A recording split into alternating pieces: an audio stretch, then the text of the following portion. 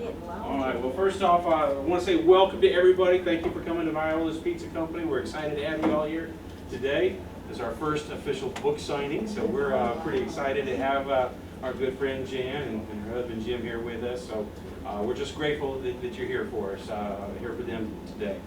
Just telling you a little bit about us. You know, we've been open almost 2 years.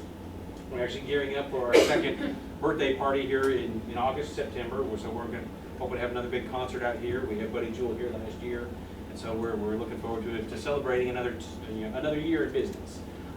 This has just kind of been started out as a dream for us to have this place, and it came to fruition just over 2 years ago. Now we bought the building, we bought the place, and you're welcome to come on in here. We'll let you get started here before the main entertainment gets going. He's a threat to just behave, But we established this place as hopefully a destination for people to come. You know, you might have noticed there are no cell phones don't work in here at all. There's no service, so we tell people you've got to sit here and actually have a conversation with who we're dining with. And so people come from all over, and I know you guys have come from East Tennessee, from Dunlap, and all other places as far as. So we certainly welcome you here today. We've got a few things coming up here. We do have a specialty pizza of the month. Today's our last day of the chicken enchilada pizza. Next week, she told me I could announce it now. It's an over and under loaded pepperoni pizza. So that'll start next week. And but we've got a birthday party. Viola has a lot of neat events coming up. There's a big tractor pull it's a benefit for the volunteer fire department here in Viola. There's a Viola homecoming that comes up in mid-August, mid to late August. And so a lot of neat things going on in Viola. We encourage you to check out our Facebook page for Viola's Pizza Company. And another big event that we have going on in the area, of course, starting next Sunday, Brother Jim Dearman is conducting our gospel meeting down at the Rockcliffe Church of Christ. We're about 5 miles up the road here, so we're excited to have him there. So I will go ahead and introduce Brother Jim here, and he'll let him introduce the speaker of the hour. So go away, Brother Jim. I don't have a written biographical sketch to help me introduce her here. I think I can remember a few things about her. He has almost 50 years of experience. December 20th will be 50 years of experience, our 50th wedding anniversary, and I'll be taking part in performing the wedding ceremony for our youngest granddaughter on that day at the same time Janice and I married. December 20th, 50 years ago. So we're excited about that. I'm excited about her book because I know she loves to write and has loved to write since she was just a little girl. And when we were in Greenville, Tennessee, many years ago, she originally wrote a part of this book, actually, and submitted it to a publisher, 5-star, a pretty good publisher out of Maryland. They really strongly considered it at that time. You don't always get published, it's not something that happens every day. But they liked it well enough to say, you need a lot more backstory. You need about another 100,000 words. More than over 100,000.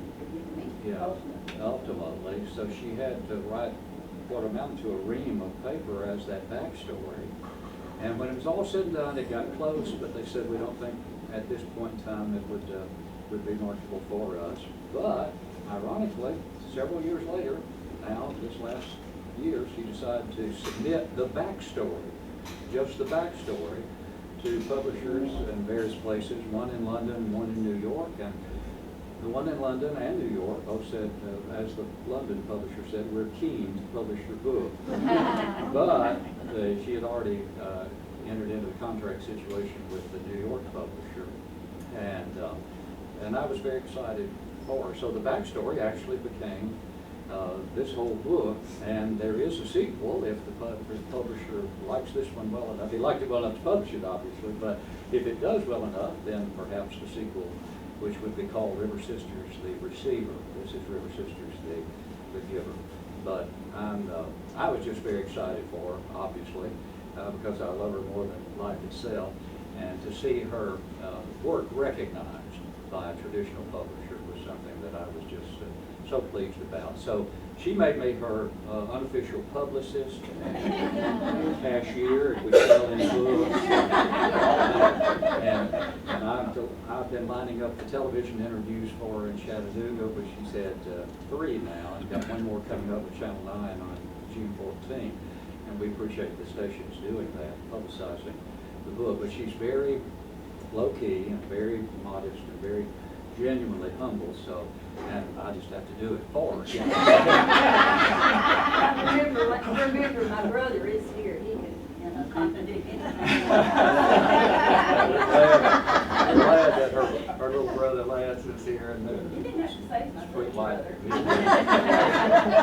brother. We love them dearly. And they're celebrating their 40th tomorrow, their 40th anniversary. So we were so glad that they could be with us. But I love the book, even from a man's perspective, though I think maybe women especially will find it interesting. But not all women, right, Tim? That's right. And in fact, Tim wrote an excellent review. And to let you know that I'm not the only one who likes it, just a few reviews from Amazon. It is available on Amazon and Barnes & Noble and through Books A Million. But one lady I liked particularly said, well written, great story, and she put no foul language. And there is no foul language, obviously.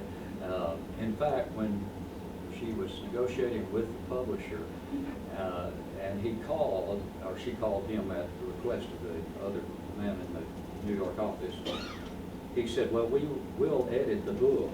And she said, wait a minute, I'm a Christian, and I have a reputation to maintain as a Christian, and I don't want any changes made that would affect that at all. I don't want to offend anyone. And he said, he paused. She found out later this was the chief editor she was telling this to, and I thought, well, she's blowing the whole deal. No, I was actually very proud of what she told me. But he said, we're not in the business of offending anybody. And so we went forward. He sent the contract, and I had to be her unofficial lawyer at that point in time and read the contract. And it's a very thorough contract. Even deals with screenplay. Should they ever decide that it could be a movie, then she's already signed, screenplay rights, etc., and all of that. They're very thorough with what they deal with. But whether the book sells 1 million or 100, I'm proud of her for the recognition of her work, and deeply appreciative of all of you, so many good friends here who've made the trip to be here for this day and for her first book signing. Hopefully it won't be the last. She has one tentatively lined up in Sevierville at the main library there later this summer. But we'll just see where it goes. But it's just been a lot of fun and something that we keep in proper perspective, obviously, because our top priority is to the kingdom and to the work of the Lord. And we're so blessed to be a part of the work at Dunlap and be members there with the TV program overseen by these 3 elders who are here today from Dunlap and others.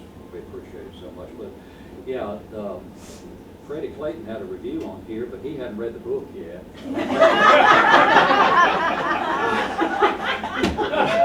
He said, how did I say that? I hadn't even read the book yet. But it was Tammy, actually, but their Amazon account is in his name, obviously. So when the review came, it was in Freddie's name. But Tammy had said, I was invested in these beautiful characters from the very beginning. The author took us on a journey that I won't soon forget. And I have to find Tim McCarver's review here. He says, you're going to love this in bold letters, but then he says, if you love well-developed characters, a flowing story told as though the writer was watching it unfold and written from a perspective of real life, you need to read this book.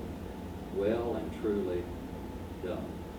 And I appreciate that. So she has had good response to it, and I'm happy for her, and I'll turn the time over to her. Thank you. I was supposed to have 3 minutes. You don't tell a preacher you've got 3 minutes. I mean, you can tell him that. You can tell him that. I don't know that you want a preacher making your introduction.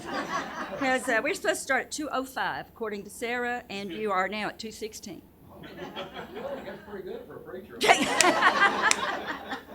We're recording this, so if you just speak to the microphone. All right. I do want to express my appreciation for all of you who are here today, so many friends and family. It's just really good of you to take part of your Saturday to come. I especially am thankful for my brother over here who is here today, and his wife. That really means a lot. He still lives on what remains of the original family land down on the river. That land has been in our family, I think, for about 7 generations. Lies along the Tennessee River at the foot of Suck Creek Mountain. Our grandfather's great-grandfather built the original pot house. I don't know if you've heard Pot Point Cabin.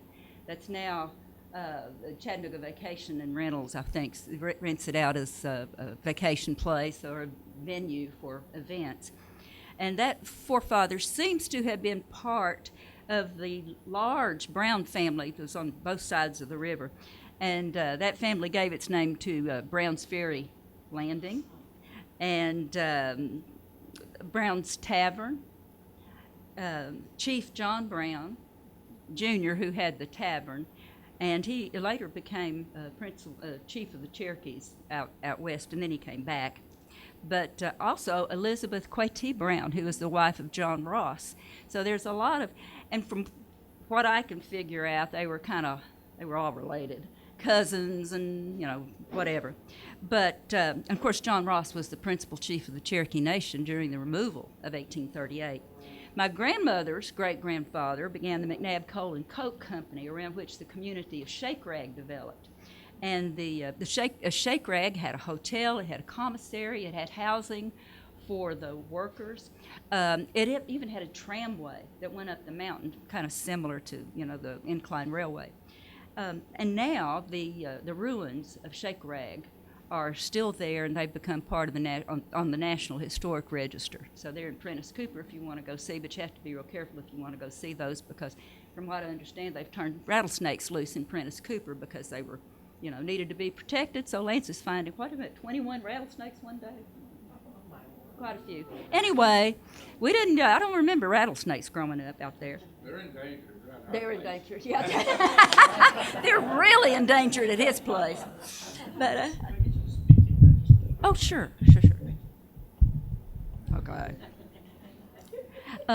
But these Scottish forefathers married Native American women, and they lived during the time of the removal of the Native American peoples from their territory in the southeast. And that territory included most of the southeast, but it was gradually diminishing because it was fertile soil, fertile cotton-growing territory, and so the white settlers encroached more and more into that territory.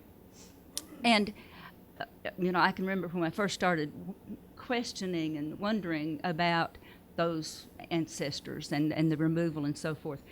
Why remove what were called the 5 civilized tribes from the southeast? And that included the Cherokee, the Chickasaw, the Choctaw, the Creek, the Seminoles. These were their ancestral lands and had been for 1,000 years. And many of these people were educated. They were landowners. They had adopted the culture and customs of the whites. James Vann, the Vann House is still down near Chatsworth, Georgia. It still stands, a big brick mansion. He was considered perhaps the wealthiest man in the southeast. And of course, also we're familiar with John Ross. He was a tobacco farmer and had a warehouse, trading post, ferry, and gave his name to what became Ross's Landing. After the removal, that name was changed to Chattanooga. Well, of course, the southeast had this fertile ground and particularly desirable cotton-growing soil. But then gold was found near Dahlonega, Georgia, first gold rush of the United States. White treasure seekers began flooding in to Indian Territory. Also around that time, Andrew Jackson was elected president in 1928, and he was known as a great Indian fighter, and he was called Sharp Knife. So he believed the Indians should be removed from the land because it would inevitably, I can't say that word, inevitably become part of of America, the United States. So he felt these Indians could be relocated out west and in other territory, and they could keep their culture and their customs and whatever, just move them out, because this was manifest destiny, that the whites should take this territory. Well, what the concept of manifest destiny failed to consider was that the hearts of these Native Americans and the bodies of their dead had been planted in this soil for a long, long time, and few would willingly give that land up. Well, Jackson signed the Indian Removal Act of 1830, and that was to aid in peaceful resettlement of the native peoples to the west. But one historian said Jackson violated nearly every standard of justice. The process of forced removal began at the cost of the destruction of large segments of tribal populations. So, best to get it done, and so he began doing it. 1831, they move out the Choctaw. 2,500 Choctaw die during the removal. Then the Seminoles fought long and hard, but after war and forced removal, fewer than 500 Seminoles remained who had hidden in the Everglades. 1834, 3,500 out of 15,000 Creeks did not survive the more than 1,000-mile trek to the west. And we were up in Chesapeake, and I met a lady whose foremother, an ancestor of hers, had been forcibly removed, had gone west, had walked that 1,000, some people say about 1,200 miles to the west. And at some point, she had turned around and walked all the way back. So, in 1835, a small sect of Cherokee leading men signed the Treaty of New Echota, primarily Major Ridge, John, his son, and Elias Boudinot. They signed a treaty saying, okay, we're going to have to go. We might as well negotiate. You give us $5 million plus to go out there and rebuild, and we'll peaceably move. That was a very small part of the Cherokee Nation that they represented. They became known as the Treaty Party, or Ridgeites. Well, John Ross, who was the principal chief of the Cherokee Nation, he represented the majority of Cherokees. They did not want to give up the land. They did not want to honor this Treaty of New Echota. The say 16,000 perhaps Cherokees hadn't signed that treaty, and they didn't want to leave. So it was actually negotiate versus resist. And from what I understand, that division among the Cherokee Nation actually resulted in Cherokee Civil War that went on through the time of the Civil War, I think. 1837, 3,000 Chickasaw crossed the Mississippi after losing 500 to smallpox and dysentery. And then what we are primarily familiar with was the Cherokee removal, 1838. It's estimated between 4,000 to 5,000, some say up to 8,000 Cherokees died on the Cherokee Trail of Tears. Some of these other removals also were called like the Creek Trail of Tears, but we are most familiar with the Cherokee. So that's some of the historical background of my thinking and my writing. And because when I first learned about this history, I thought our ancestors were closely tied to these Native American peoples. I mean, and during the removal, they probably had family and friends who were affected. Now, of course, our ancestors were women who married Scottish traders and settlers and so forth, so they were okay. They didn't have to move. I think I read somewhere where there are like 300 Cherokee women who had married whites, and so they didn't have to leave. They were, I guess they'd adopted that identity. But I had some questions. What impact did the removal have on the people who were in my family? Did Indian thinking and culture, the history, still have some impact maybe on my immediate family, though they might not have even realized it? my brother may know some of these things, but I'm not going to ask him. No. But for instance, my grandfather, he didn't seem to be particularly political, but he detested the party of Jackson. Because I remember my dad talking about how, Grandpa does not, care for the party of Jackson. Also, my father didn't like the fact that his father was growing a vegetable garden, and I thought, what's the big deal about growing a vegetable garden? Well, that was women's work. Now, was that thinking passed down to him from perhaps his grandfather? I thought that might be interesting. And one of my favorite memories of my grandfather was he gave me the biggest and best A-plus leaf collection that elementary school had ever seen. And I had more fun, and that's one of my favorite memories of him, because I would go up in the woods and go around the river everywhere, and I was collecting leaves and pine, needles and whatever, and I would bring them to him, and he would identify them for me, So he was still that much involved and close to the land. So these and other questions prompted me to imagine the story of River Sisters the Giver and its sequel, River Sisters the Receiver, should it be published. But I want to introduce the main characters now in what little time we have left.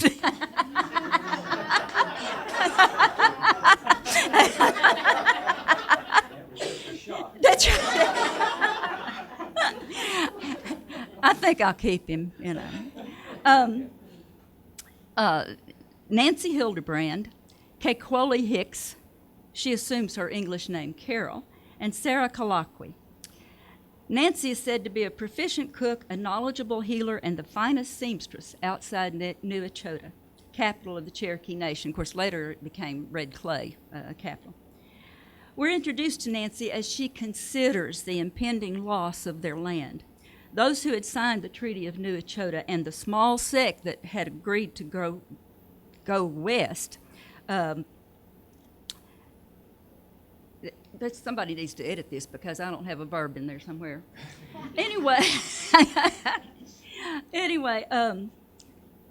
Those who had signed the Treaty of New Echota and their small sect had agreed to go west. Okay. John Ross and the large majority of the Cherokees, including the Hildebrands, who are the main characters of this story, refused to vacate their homes, but they really had little hope of being able to remain. So I want to just introduce those characters and let you know a little bit about them, and maybe I hope those of you who have already read the book found them interesting, and those who haven't read the book will be eager to find out more about them.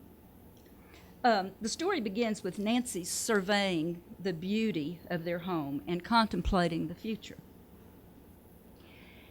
Nancy pulled the woolen shawl around her shoulders as she walked toward the river into the lengthening rays of sun. The river curved around the point of land given them by her father. Good land, deep, dark, rich soil. The mountains behind them gave them meat. The river gave them fish. Their crops were abundant, and the income from her needlework made them almost prosperous. Their life was blessed, as the preacher at the mission would say. Would this child's heart be rent from the sky, the wind, the water of the valley? Would his hair grow gray and his eyes dim, and would his corrupted shell be laid to rest one day in the hallowed soil of this land, leaving his soul to soar above the clouds with the ancient ones? These questions haunted David, her husband, a mighty man whose spirit groaned with anger, sorrow, and frustration. The treachery of the Ridgites and the threatened removal of their people were the talk of the landing store. She saw a hunger for blood in David's eyes at the mention of Jackson's name, and she struggled to see beyond her comfort and joy to understand. They'd been one with the land for 1,000 years. Would the giver allow the names of a few traitors on a piece of paper to tear them from their heritage since the beginning of time? Of course, we all know what the answer to that was, don't we? Nancy and her husband are forced at bayonet point to leave their home. They will be forced to go to the stockade near Ross's Landing. And my understanding is that stockade was somewhere in the area where Chattanooga High School is. fairly close, to the river. Their encampment was like many scattered about the interior of the enclosure. Little movement save for the occasional stoking and stirring of the pools of light and memory amidst the still cold visages. Their fire was strong, the flame high, but it failed to ease the chill of the icy stream coursing through Nancy's body. In the early dawning of this day, Nancy had stirred the fires of their hearth and had sat before the flame in the pacific solitude of one whose life was complete, secure. In the dim light of morning, her deft fingers had moved along the seam of the silk as if by instinct, their traces straight and orderly as the days of her life. Now the flames laughed, spitting, hissing, but still in the bounds of their fire circle. The blue silk was gone, but the mind that had envisioned it, the hands that had patterned and cut it, and the fingers that had stitched it were still strong. The West was not their land, but they must make a new home for themselves and for their child. In the stockade, Nancy joins forces with a distant kinswoman, and Kekwoli Hicks, and she assumes her English name, Carol, and Sarah Kalakwi. She's a young girl who's left alone and frightened after the removal. Her mother had died when she was younger, and she only had her father. And having escaped and in hiding at one point, the women watched as a convoy of people, wagons, and horses approached on the old warpath, now the over mountain trail, twisting toward the west through the trees below. The moving scene flickered through the foliage, mounted bluecoats escorting a massive assemblage of people, on foot, on horse or muleback, in ox carts, in carriages, prodding livestock, dragging sleds loaded with possessions, supplies, the sick, the aged. Mothers, expressionless save for deep creases between their brows, with children in tow and in pouches at their breasts. One shifted the toddler sleeping on her shoulder to ease the pain in her weary back. A warrior bent in defeat, his right arm in a sling, his eye blackened and swollen, glanced up toward the canopy of evergreens. Nancy sensed he felt their presence, but he returned his gaze to the forest floor. Cherokee, mixed bloods, some blacks, some rich, some poor, old men and women withered and broken, young men who had burned in their anger beyond feeling, the dying, the dead, faces blank or etched with fear, misery, bewilderment, only a few still alive with hatred and the lust for revenge, a panorama of civilized humanity in the throes of uncivilized treatment. The motherless child, now fatherless also, Sarah searched the faces she spied through the trees, but none was the visage of her father. She had carried the memory with her, her father tall and strong, pulling her braid, saying as usual, "Good coffee," taking his rifle and axe and heading into the forest.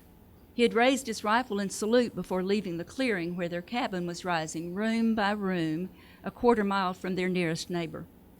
Sarah had rinsed the dishes and was feeding scraps to the hog penned beside the shed at the rear of the cabin when she heard the horses approaching. Coming around the side of the log structure and seeing the blue uniforms, she dropped the slop pot and raced across the clearing to follow her father. But before she could enter the woods, she was seized around the waist and snatched up by a mounted soldier who held her drooping at his side like a sack of meal. Kicking and clawing the arm binding her, Sarah refused to answer their questions. "Where are your parents? Are there others besides you? What is your name?" She willed her father to come to her, to know she needed him. "Put her on the wagon with the others," said the leader with the plumed hat. "We'll have Hawes check back, see if her parents have returned, and pick them up with their belongings." Sarah sat and turned to peer into the forest. Her father would come at any moment to rescue her. "Hey up!" shouted the captain in the broad brim as he reined his horse alongside the wagon. The cart bumped eastward. Sarah bent her knees and wrapped her arms around her legs, pulling them to her chest. Against the material covering her knees, she pressed her eyelids to contain her tears.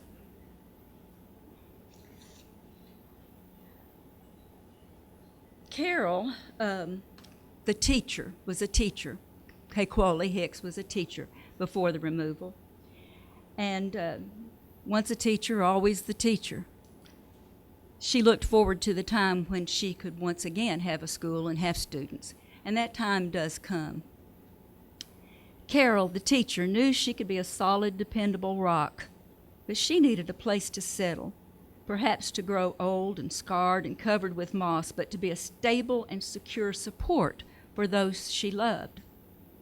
The school was changing everything. Carol felt renewed, vibrant, and eager to begin her own life. The children would be her purpose. She would teach them to read, to write, to use mathematical processes, but more importantly, she would take the wisdom of the ancient ones and the best of the ways of the whites and forge a new path of learning. She would teach the children to hold to the ageless path of truth, justice, and reverence for the gifts of the giver, while striving for a knowledge and understanding of the ever-changing world. She would instill in them not the vision of manifest destiny, which propelled the whites to plunder and seize what was not rightfully theirs, but a vision which would propel them to seize opportunities and to reach for heights limited only by their desires and imaginations. Carol recognized she would need to grow with the children. Resisting the uncertainties of the future, she had clung to the old ways, but the removal had changed that, stripping away the veneer of favor with the giver and oneness with his creation, leaving hearts naked to perish with the elements, to decay with the rottenness of hatred, or to harden in the fires of anger. She would choose to live without bitterness. She would teach the children not to cling to what was lost, but to what might be gained by education, industry, looking to the future, and overcoming the only real barriers, doubt and fear. Well, maybe that gives you a little bit of an introduction to the main characters. I want to remind everyone, this is not a history book. This is a work of fiction, but it's framed by the questions and imagination of a young girl who collected leaves. I hope you will find it an interesting book if you haven't read it already. But to me, primarily, it's a tale about how friendship and cooperation and respect and understanding can break down the barriers of anger and hatred and prejudice. And it's also about how courage and hard work and using one's God-given talents can enable one to survive and even thrive. So I hope you will enjoy the book if you haven't read it, and if you have read it and enjoyed it, thank you for reading it. And so many of you have given me such great encouragement, and I appreciate it so much. So, does anybody have any questions? Or if you want a book, I have some for sale.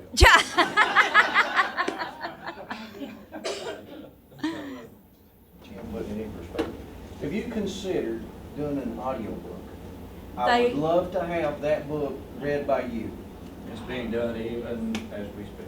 Never seen The it. publisher. The publisher contacted me and said that it's been sent to a what do they call them? Narrator. Narrator. For Is that your voice? No, it's not mine. That's a shame. I'd love to have it. If you do it. They Oh, really? they wanted to see it, it's not divided into chapters here, the book, just the asterisk, and dates. But for the audio book, the narrator needs chapters.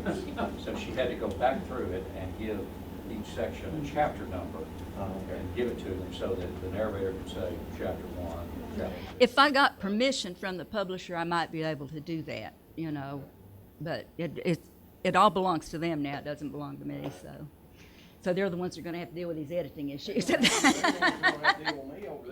Oh, that's Monday morning, somebody's in trouble. that's So you already have one sequel, if the publisher allows it. Do you have any others in the works? another. I'm working on another one called River Sisters: The Stranger, And but you know, we have to see how this one goes, and then if they should publish that, see how that one goes. But I might give you a little bit of background on what caused me to think about River Sisters, The Stranger, and my brother can appreciate this. My dad grew up out on the river, you know. I mean, in fact, his dad moved into Hamilton County for a while just so that my dad could go to school. Because kids out there, I guess, didn't go to school until my age, you know, because the nearest school was over Suck Creek Mountain in Whitwell, and they wouldn't send a bus to pick up kids, and so I don't guess kids went, I don't know. Anyway, but my mother's dad was transferred down from Illinois with Mueller Company to be a manager at Mueller Company. And so she went to Red Bank High School. That's where she and my dad met. She said the first time she ever saw my dad, he was swinging from a tree in the schoolyard, and he reminded her of Little Abner. And some of you probably don't know who Little Abner was. Well, anyway, that's what made me start kind of thinking about it. And so, anyway, they graduated June of 1942 from Red Bank High School. They were king and queen of Red Bank High School. They eloped in October of 1942, and they didn't have any place to go, so I guess they just went back down on the river with Mom and Daddy. And she found out that he really was Little Abner. So anyway, that's kind of what made me start thinking about River Sisters, The Stranger, because a character kind of similar to that would be the stranger coming in among all these river women who are the main characters of these other two books. And I have to tell you one thing that my mother was very impressed when she went down to the river. There was some kind of family get-together, and all she remembered about that family get-together is somebody came up and said, "Why, she's got hair on her face. You know, that's a sign of a good hog."